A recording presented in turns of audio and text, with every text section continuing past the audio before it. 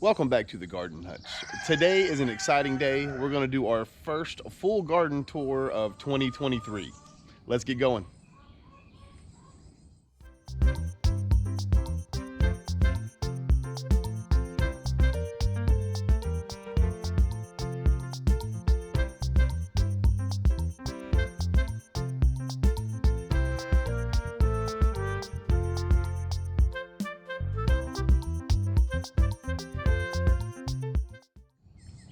So 2023 is really the first year that we've been ready to garden from January 1st forward. It's also the first year that we were able to put a full year's worth of garden planting together, meaning, succession planting from spring all the way through summer into fall and going forward.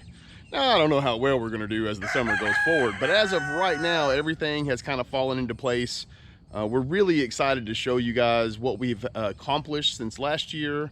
But again, this is really the first year that we've been able to do this. So kind of bear with me. I'm really excited to get this done. I might ramble a little bit and this video might turn out a little long. I appreciate your patience in advance. So let's talk a bit about the format. So for each garden area, we'll go through and we'll talk about the origins of that garden area. And then we'll kind of go around the perimeter and talk about how we try to bring in pollinators, beneficial insects, that sort of thing. Then we'll just go through bed by bed, talk about what's in them right now and what the future is for 2023 for that specific area.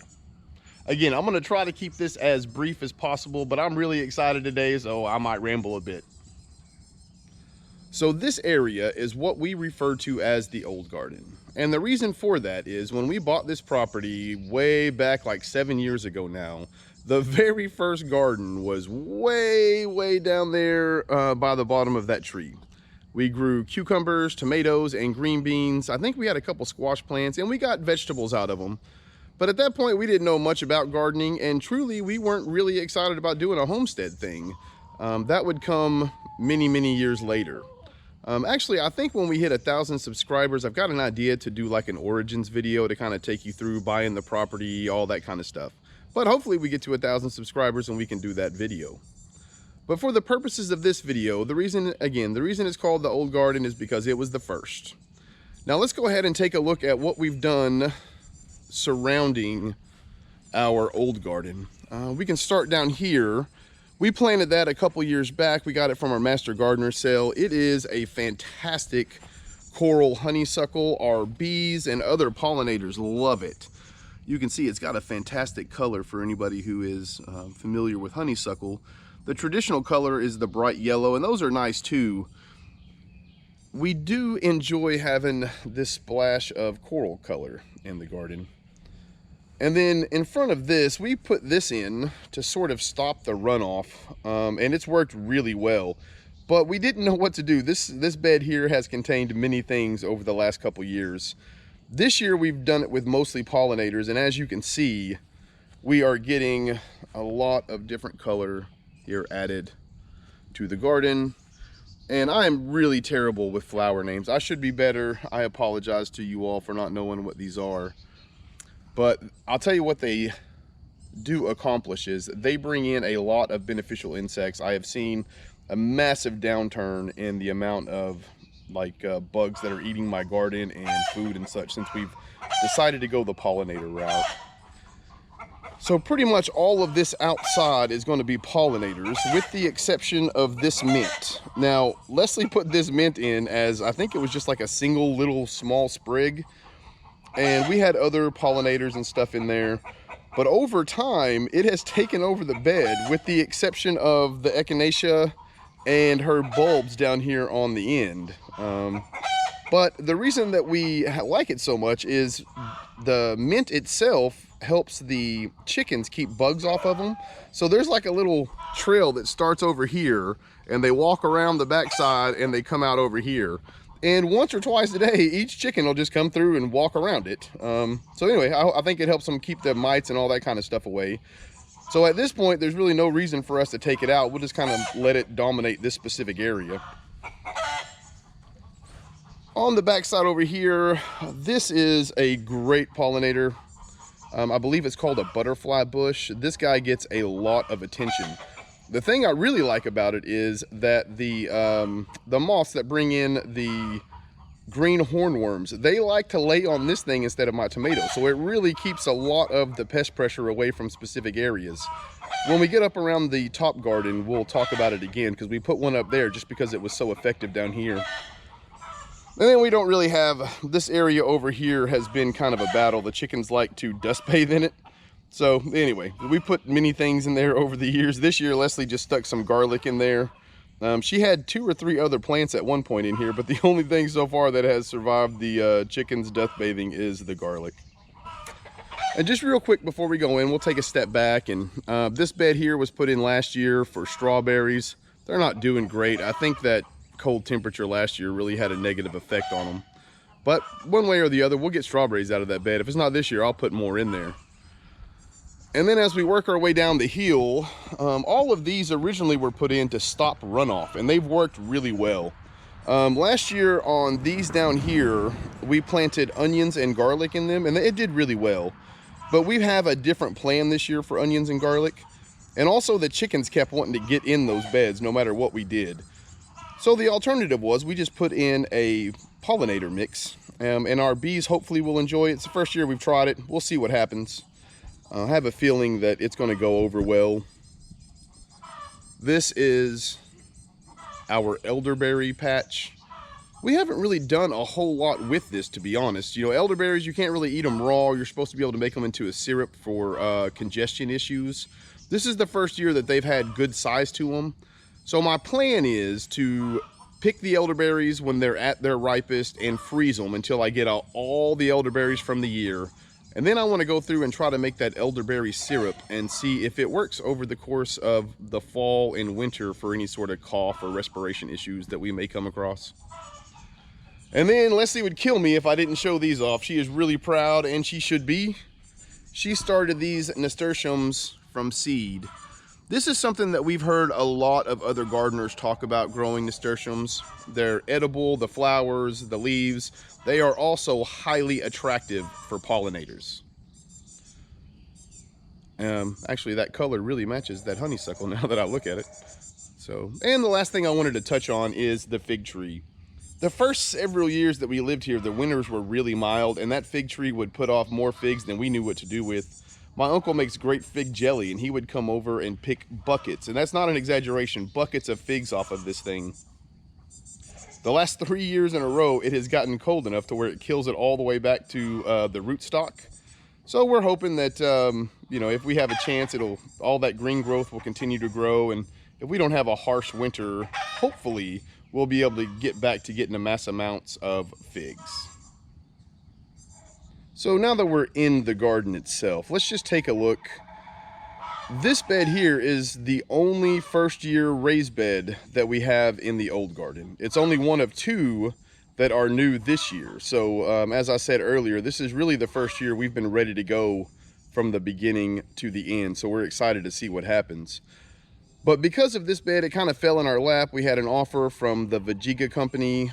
We appreciate them. The bed is working out really well, but I didn't really have a plan for it as far as our food security plan. So I just kind of wanted to see what I could grow. So on the left side over here, we have put in Roma tomatoes. In the middle, we have our spring onions. And then down here, we have our jalapeno peppers. We also had some extra parsley. We stuck that in down here on the end just to see how it would do amongst the tomatoes. You know, sometimes in the greenhouse you have extra plants and you just plug them in to see how well they do. So the idea with this bed is we are going to use it just like this through the summer. The tomatoes and peppers, they're going to swell in size obviously as the year goes along. The onions themselves, they'll come out about mid to late June, and that'll kind of leave all the extra room for the tomatoes and peppers. I'm hoping that what happens with that parsley is it sort of cascades either forward or farther to the left. If not, I have a suspicion it'll be shaded out by those Roma tomatoes, you know, come July or so. But again, I wanted to see how well they do growing together. We'll move over here to the top row. This is where our companion planting and our intercrop planting really comes to show.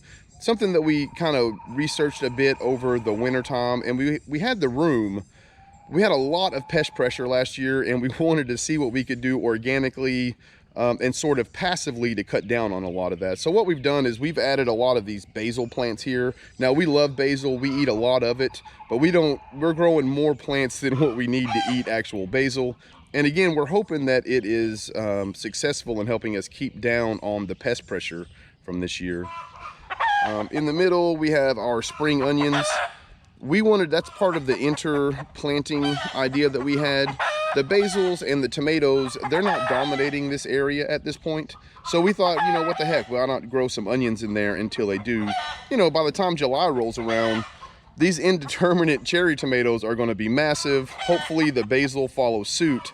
So there's not going to be a lot of light or area for those onions to grow, which works out perfect because, again, right there around the end of June or early July, those onions will be ready to take out and cure. As we move our way around, I did want to stop and show the trellis. Last year we tried to grow some winter squashes on this trellis and it just didn't work out the way we wanted, so we went a different route this year. You know, again, having a year to plan really made a huge difference for us. But we've put the bunch of varieties of cherry tomatoes here to kind of grow over the trellis. Last year our cherry tomatoes got massive. We're hoping the same thing happens this year and we can just kind of tame them to go up and over, make it a little easier to pick. It'll also make it a little easier to come out with a black light overnight to check for those hornworms. Because even with all the passive things that we've added and being aggressive with you know, keeping pests out of your garden, here in 7B you're going to get hornworms. It's part of gardening here. So just being responsible and proactive and getting rid of them goes a long way. So this comes into another part of right down here is kind of our pest control for this year. We're hoping to use, between the marigolds and the zinnias, we're hoping to, the marigolds should, a lot of the predatory insects are not a fan of the smell of marigolds. It also helps to hide the smell of some of your tomatoes from pests. The zinnias actually bring in beneficial insects. They also serve as a deterrent. So a lot of the insects that may eat other of your fruits, they prefer to eat the zinnias whenever they have the opportunity. So it's just a way to keep insects off of eating the stuff you don't want them to. But you can see the colors here are fantastic, and we had radishes in here that we planted between as part of our intercropping, and they came out, and once they did, the zinnias and marigolds have just exploded in size and color.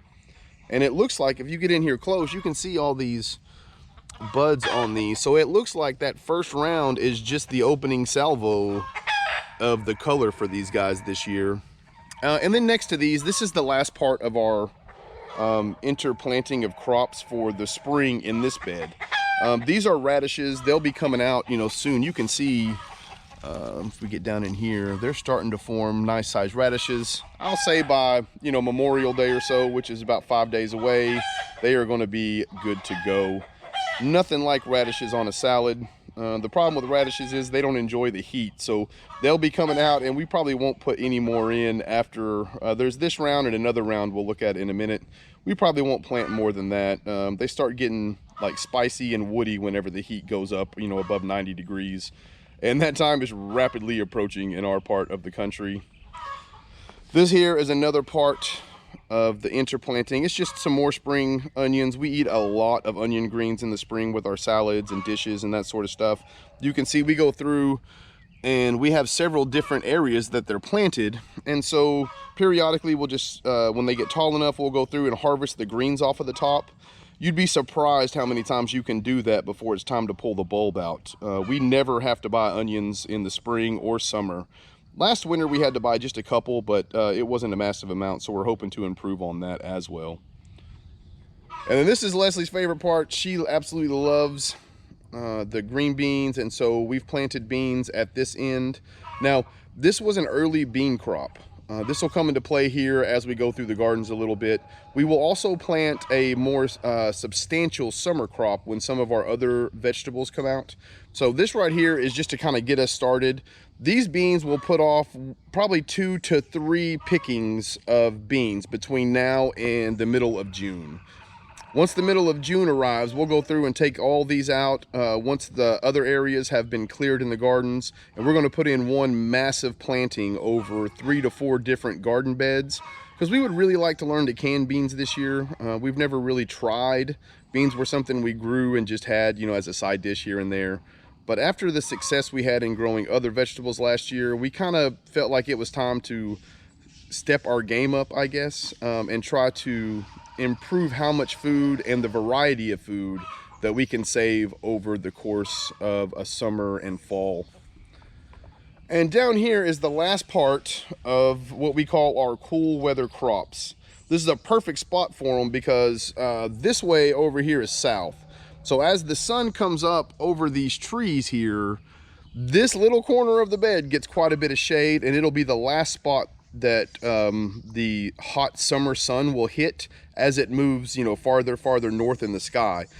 So paying attention last year to how the sun orientated itself to your garden really paid off for this. You know, our days are now getting into the mid to upper 80s, and next week is going to be in the 90s routinely. So if these were getting, you know, 8 to 10 hours of sun right now, they would already be starting to go to bolt. The radishes would get woody, that sort of thing. But because of where they're at in the garden and knowing the location and the way the sun affects specific plants at different times of the year, this has really paid off for us. We'll be able to grow these all the way up until it's time to plant our substantial summer planting of beans. So these will be here. We'll be eating salads out of this garden here probably until the 2nd to 3rd week of June.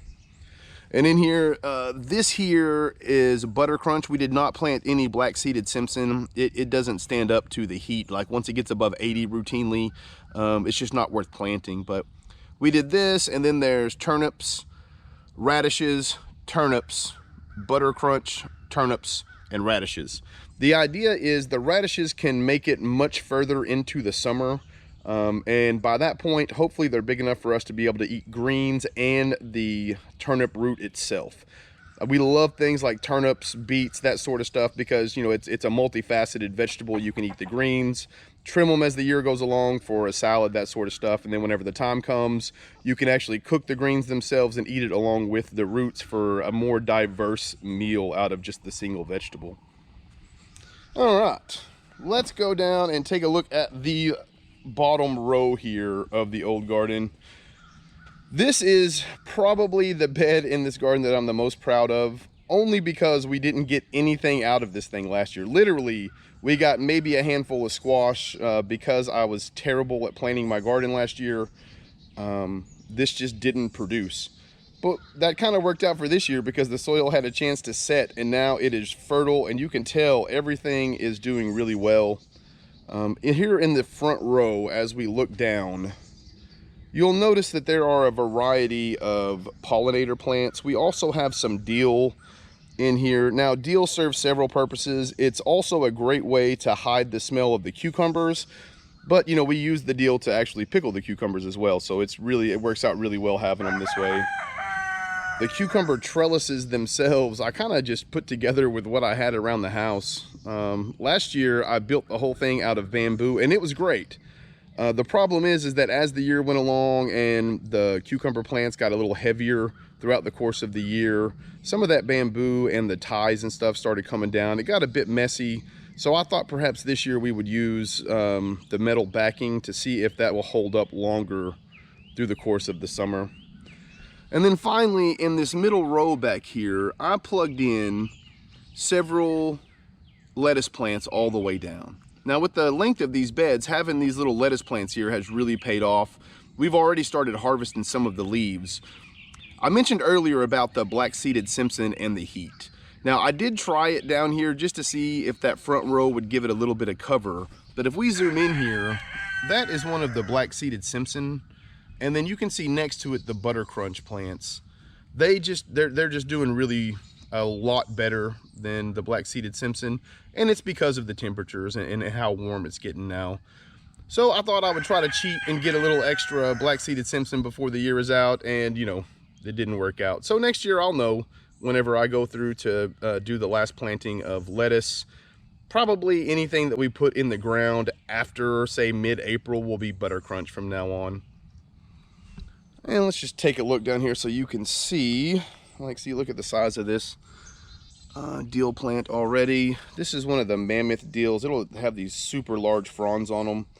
Not only do they taste good whenever you're pickling, but because they're so massive and they have you know, a lot of substance to them, they actually look really good if you use the entire sprig in your pickling as well.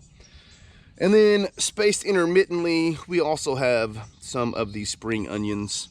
This is a good example of onions that it's time to go through and trim. You can see how they're bending over at the top. That's sort of the key for us. So we can go through and trim all those off, and that'll last us for onions for about a week. And then by the time we eat those, it'll be time to get more. So as you can see, you know, this lettuce is doing really well. Again, this stuff will probably just allow the lettuce to naturally die off. I may even, if I have the time and effort, I may go through and let these go to seed and try to collect some of the butter crunch seed to see how well it'll start next year. I don't want to rely on it per se just because, but it would be nice to see if I could do it, you know, for years going forward. Let's see if we can get in here so you can see the first of the baby cucumbers are coming. So we're excited about that as well. And then there's a few other things we'll take a look at here in the old garden. What we've done is we've gone through and put in some shade mix of grass, and the reason for that is obviously we're on a pretty big incline here in our garden, and because of that we figured, we came in, we redid all the dirt work that we had done the year before, and to try to keep it from running off as much, I went through and put in a grass seed. It is going to make a substantial amount more work for me. I'm sure it's going to get grass seed in my beds. I'll have to weed a little bit more often. But I would rather do the weeding part of it and the push mowing part of it than I would shoveling that dirt. I spent a huge portion of my winter and early spring just shoveling dirt, and that's not the most fun thing in the world to do. And then just to wrap this up on a great note, look at Leslie's pollinators over here. Isn't that fantastic? You know, last year this garden had very little color in it. I am super, super excited about the changes. Also, just want to point out, you can see down here, those are Leslie's loofah plants. She grows loofahs every year. We let them go large so that we can use them, you know, as loofah sponges. A lot of people enjoy those. Leslie gives them away as Christmas gifts, that sort of thing. And finally, this here is catnip. Now, our cats love catnip. In the past, we have tried to grow catnip, but we didn't have the fencing and stuff up. So as soon as they got to a certain size, I guess, to where the cats, you know, noticed the smell, the catnip was taken out. So this year we put it inside the fence. We put it in this little mobile bucket thing. So once it gets to the size that it starts to have the blooms and buds and such on it that the cats enjoy the most, what we'll do is we'll just move it out to the yard and see what happens at that point. I do want to show this on the way over to the top garden. We put these in about 3 years ago now, 2 years ago. No, 3 years ago. Okay. And what it was a huge slope that went through here. So we brought in all the dirt. We planted the blackberries with the idea that we would create a berm. And then on this backside down here, we're slowly creating like a secret garden vibe, you know, where it's going to be shaded most of the day, the hammock down there between the two massive trees. And so far, it's coming out really well. What does the guy on the A-team say? You know, I love it when a plan comes together. That's what I kind of feel like right now. But I wanted to show this just because we weren't sure how well it would do. And you can see we are getting a massive amount of blackberries here in year 3. And it looks like it is holding the berm in really well. You know, there are a few gaps like this one here, but the way we've been training the blackberries, we'll just train some, you know, to go into this old gap, and hopefully it creates an effective cover over time. These are some more pollinators that we got from our Master Gardener sale. These are coral salvia. Check out the color on those flowers. And it's a fantastic time for these things to be blooming. As you saw in the old garden, you know, our cucumbers are blooming. We're going to take a step into the top garden here in a minute, and you'll kind of have the opportunity to see how much is blooming in there as well. So the more of these pollinators we can attract, the better off our gardens are going to be, and truthfully a lot less manual labor, since I won't have to go through and manually pollinate. I suppose we might as well just go ahead and keep on at this point. And this is something that I am really proud of. Leslie put a lot of hard work into this. We spoke last year about adding color to the gardens and bringing in more beneficial insects, trying to cut down on the manual labor and adding a lot more of the passive defenses to our gardens. And this is the area that Leslie really put a lot of effort into. And holy crud, look at the color in here. And this is only going to get more as the summer goes along. You can see a lot of these, all of these buds everywhere. It's like every day you come out and there's something new to see. As we work our way down here, look at that guy, isn't that cool? So there's a lot of, as the day goes along and the sun starts rising, this whole thing is super busy with bugs. That's one of the reasons I wanted to do this video early, so I wasn't out here battling those guys. But at the end of this row, she put in this cool rose bush. Now this thing is it's really cool looking. It's like got I don't know, some kind of red on the outside of it, white in the middle. You can see I'm not super good at describing flowers, but anyway, they are really good looking flowers. So we're kind of excited to have it in there.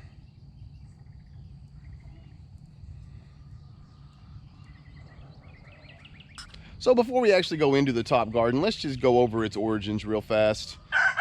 3 years ago, we had the area tilled up and we went through to try to plant some stuff. The ground just wasn't having it. It's really hard. It's hard to keep the ground loose enough for your plants to get the sort of roots they need to produce the kind of vegetables that you want. So we went through and we sort of rethought the process. And then last January, at the very beginning of last year, I went through and I built these raised beds. I filled them, put up the fence and all that kind of stuff, which, you know, isn't technically the best way to do it. Last year we got a lot out of the garden, but the compost and stuff never had a chance to rest. A lot of it was super hot, so it was hard to get the plants to, some of the plants anyway, to grow the way that we wanted. But overall, we got quite a bit out of it, but I have a feeling this year is going to be much better. So let's go take a look. So I'll start off the tour by just contradicting myself. This bed down here was not in the garden last year. I had mentioned in the old garden that the Vegeta bed was one of two. This is the other new bed for this year. It's turned out remarkable compared to what I was expecting. The reason being is we didn't fill this garden bed with soil until like January again, and then we planted it almost 2 weeks later with carrots. Just to see if we could get carrots. And as you can see, we did. There are some massive carrots in here.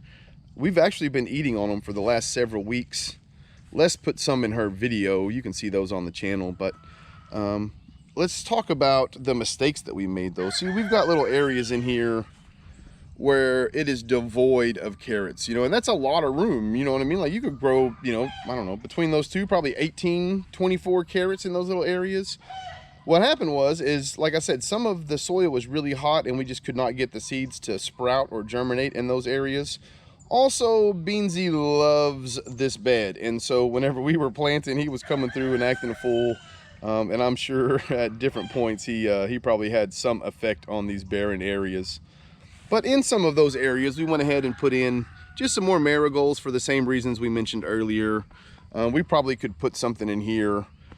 These carrots will probably come out, I believe I have them earmarked to come out of the ground in mid-June, right around the same time that we're going to dig up the potatoes in the other garden. The reason that I wanted to mention that is I didn't really go over the potatoes. We talk about them a lot. They're not a whole lot to see right now.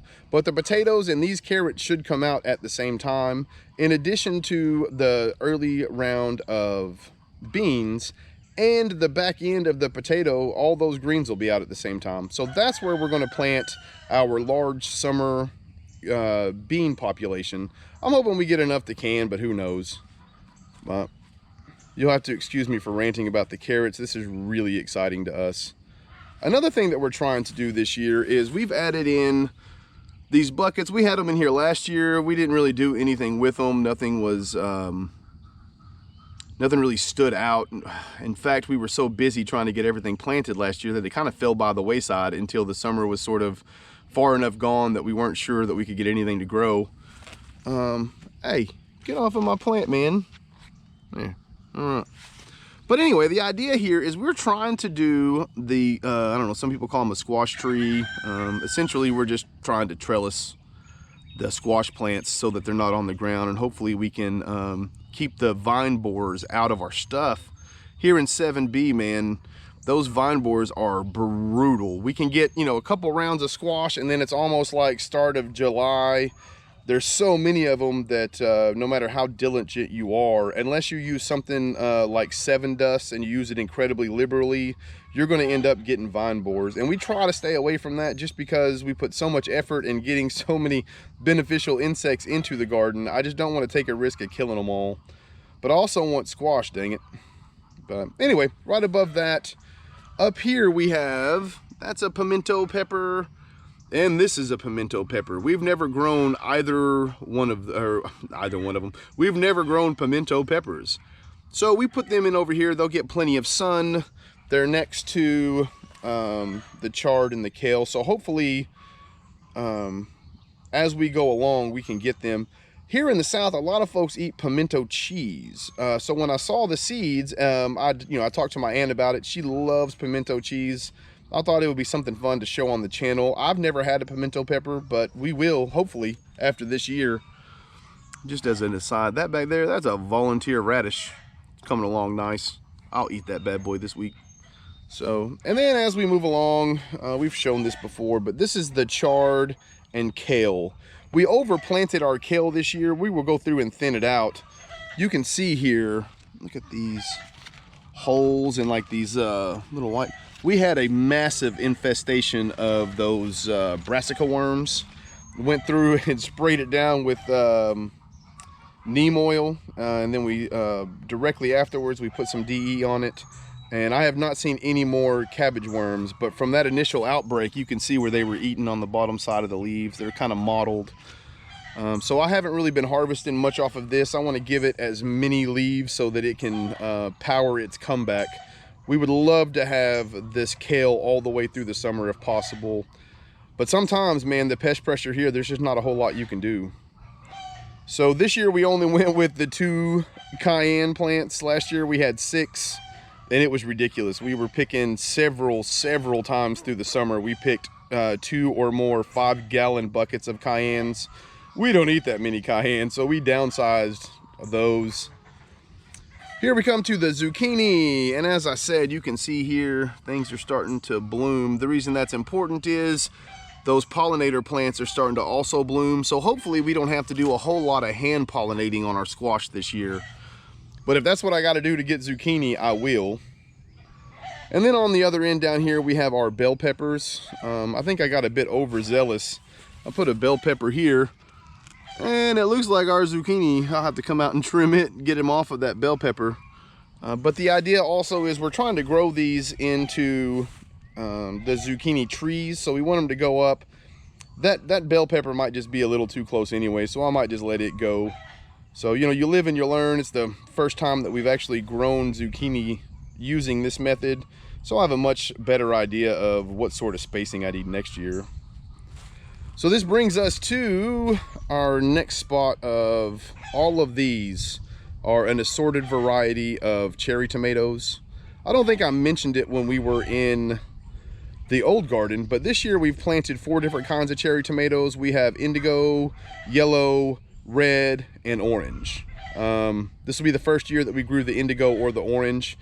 We like the idea of having like a, I don't know, like a bowl of assorted cherry tomatoes just to eat. We eat a lot of tomatoes through the summer.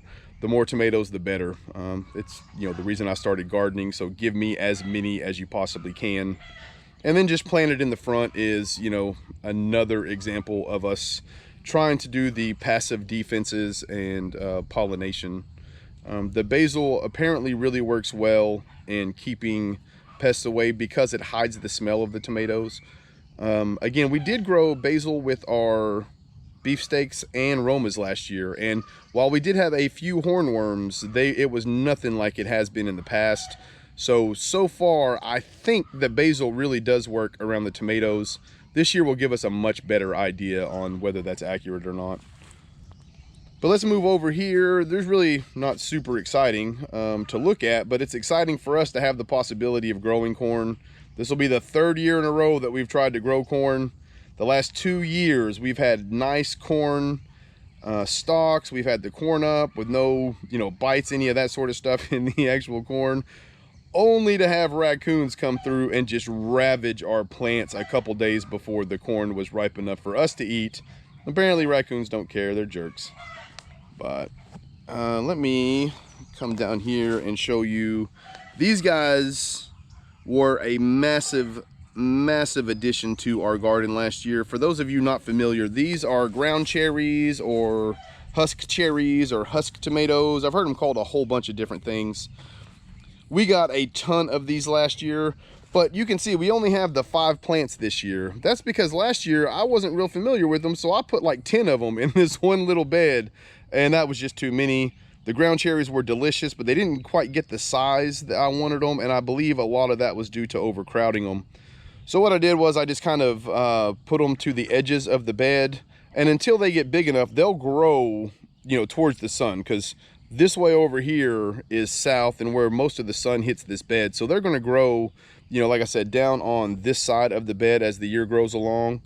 And so we put in, you know, just some lettuce in there just to have something to eat out of the garden instead of having that area bare until middle of June or so, whenever the ground cherries get large enough to demand the entire bed themselves. And then this is just more example of, instead of zucchini though, we're doing the yellow squashes. You can see, let's get in there a bit, you can see how we have them sort of training up those stakes. Try to avoid the stem itself being on the ground, which is how the vine borers get in.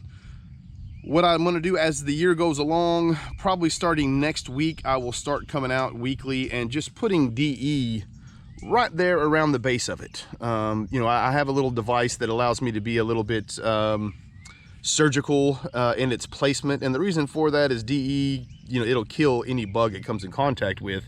But if we put it around the base of it, none of our beneficial insects should be down there anyway, so we should be good with it. And then here in the middle, you can see there, look at those beetroots. Yeah. So these beets will also be coming out around the same time as our carrots and potatoes. So right there around middle of June, we are going to have a lot of root vegetables that we're going to cure and we'll have for the rest of the summer. I hope it coincides with the same exact time that a lot of our leafy greens start to go out of season. You know, and then we can eat on those and substitute our diet with some of those root vegetables, squashes, tomatoes, cucumbers. You know, you add all the summer veggies to the root veggies. That'll get us through until probably early September, when the next round of the salad greens go in. And then let's take a look over here. We have in the middle of this bed here, we have another zucchini that we're trying to train up into a tree. We didn't grow a lot of zucchini successfully last year. Again, they were all gone by the 1st of July or so. So we didn't really get to find out where they would grow the best in the garden. So we spaced them out this year just so we have a better idea. It looks like I may have made the same mistake on that banana pepper back there that I made on the bell pepper earlier. But we planted enough of the pepper plants to, even if 1 or 2 get shaded out, we should have plenty of peppers. So the last thing I wanted to show here in the top garden is this bucket. Much like the last one, it was here last year, but we didn't do a whole lot with it. But you can see we have added, just to see if we can get it before it gets too hot, we have added Butter Crunch salad mix in here. It should have plenty of room when it gets big enough. Hopefully it blocks the sun off of the soil, so it'll be a little easier to water. Right now I gotta water it twice a day. especially when it gets close to 90. So the final garden area we'll go over today is the pallet garden. The pallet garden was the very first raised bed area that we put here on the homestead. And truthfully, it's the reason that we did the rest of our stuff in raised beds, because we got more out of this pallet garden than we did any of the in-ground beds that we'd ever done. So that led us to a couple things. We realized we could control the soil in the raised beds. We also realized that it helped us stop a lot of the runoff in the yard, and it wasn't susceptible to being washed away like everything else was when we get those summer torrential downpours like we do in Arkansas. With all that said, let's go take a look at what it looks like now. So we'll start here with the watermelons. We tried watermelons last year, but we put them in the same bed as cantaloupe because, you know, we're not smart about melons. Anyway, we got a lot of cantaloupe, but no watermelons. So this year we gave them their own bed, and we're hoping that we can get some delicious watermelons come summertime. I'm not a huge fan of melons, but I found last year when I grow my own, I like to eat them. Down here you'll see our cantaloupe. Now they're not anywhere close to the size of the watermelons, and that's because they've been in for about 4 days now. The reason we waited so long on planting our cantaloupe was we had the last of our first batch of butter crunch lettuce in here, and we didn't want to pull it out until we absolutely had to, so we waited till the last minute and then we planted our cantaloupes. I anticipate over the next couple weeks, as it gets in the 90s, this cantaloupe is going to catch up with the watermelons really quickly.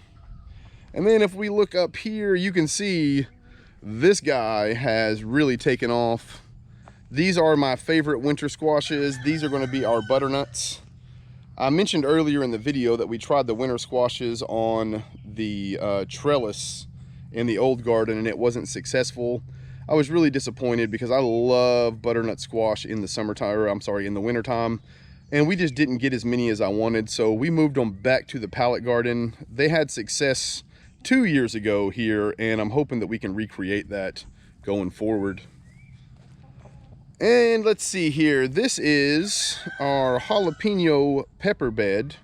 Now these are supposed to be extremely mild jalapenos.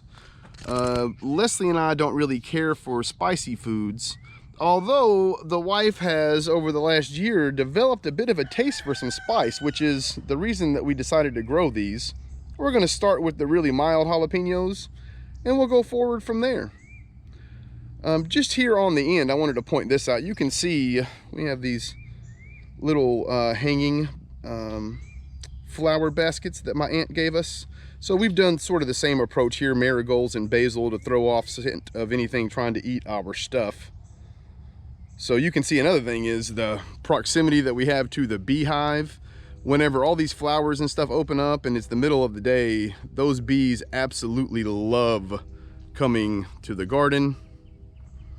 Let's go over these last two beds here in the pallet garden. There's not a whole lot to see, but they're exciting nonetheless. These here are the Roma tomatoes. These are the ones that we'll use to freeze for sauces and that kind of stuff. Our sauce tomatoes, we like to freeze instead of can, you know, to each their own. I think they have a better flavor whenever they're roasted and canned. So, and then up here are our slicing tomatoes. Hey, stop digging my stuff up, man. Up here we have our slicing tomatoes. These are, we're growing beef steak this year. We grew beef master last year and they did really well. However, when I went to order the seeds this year, they were already sold out. So we decided to go with the beef master and see how well they do. You can see all of these plants are doing really well. That one back there was a little bitty guy whenever I planted it. It was substantially behind everyone else. I am really happy with how it's taken off over the last week. I'm going to keep an eye on it just to make sure it doesn't get shaded out. But between these 6 tomatoes, we should have plenty going forward as far as slicing tomatoes are concerned. And then just to wrap up this part of the video, let's just take a look in here. You can see we've moved the table out. We're going to redo the inside of this. I've gone through and pulled the grass out and then put in some stuff to try to get rid of it. And then in the wintertime, we'll try to grow lettuce in this guy. We've moved out a couple extra shelves and things. So the greenhouse itself is a work in progress, but hopefully by this time next year, we've made some advancements as far as that's concerned. Just to point out, all of these here, these are tomatoes and peppers. We have a couple extra ground cherries, that sort of stuff. We've given away the plants that we want to. These are just in case something happens and we need to fill in a spot. If we don't, I might just put them somewhere anyway. Woohoo! Well, that was quite the video, huh? I appreciate everyone who stuck it out here till the end. I know I rambled a lot, but I'm really excited about the way things go. Sometimes it's fun just to sit around and talk about your gardens, you know? As always, we appreciate all you folks for watching. Till next time, I hope everybody takes care of themselves. Peace.